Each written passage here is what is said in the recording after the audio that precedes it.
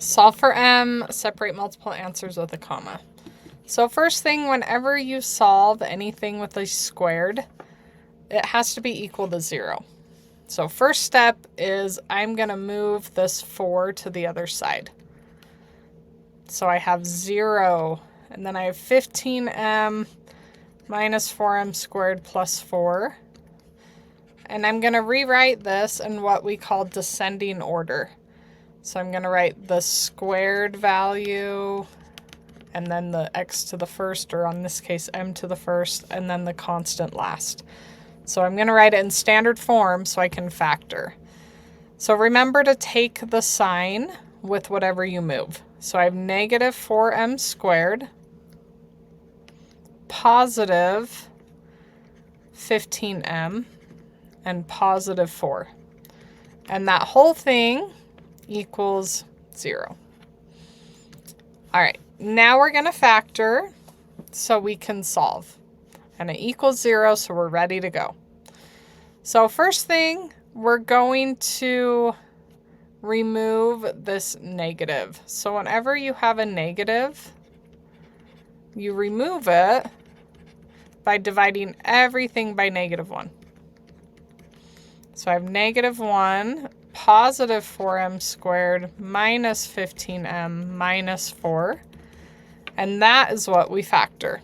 So I'm going to factor this by taking a times c. So 4 times -4. I'm just going to focus on positive 16, and I'll get to the sign later. So 16, this is a quick one. 1 times 16, 2 times 8, 4 times 4. Which one of those is going to get me to 15? And it is 16 and 1. So now I'm worried about the -15, right? It's going to be a positive 1 minus 16.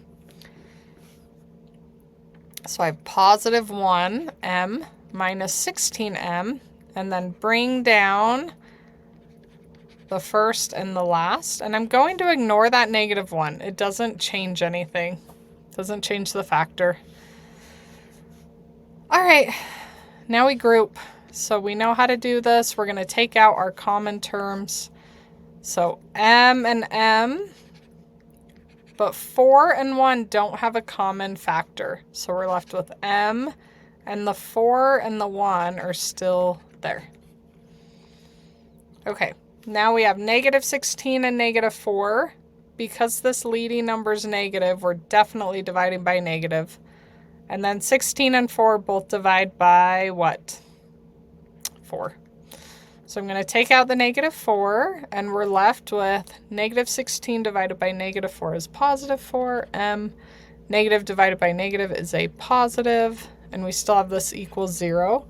And actually, this -1, we can just ignore it. It doesn't change our answer. We could actually divide both sides by -1, and we're still going to get 0 over here. Like, it can just go away.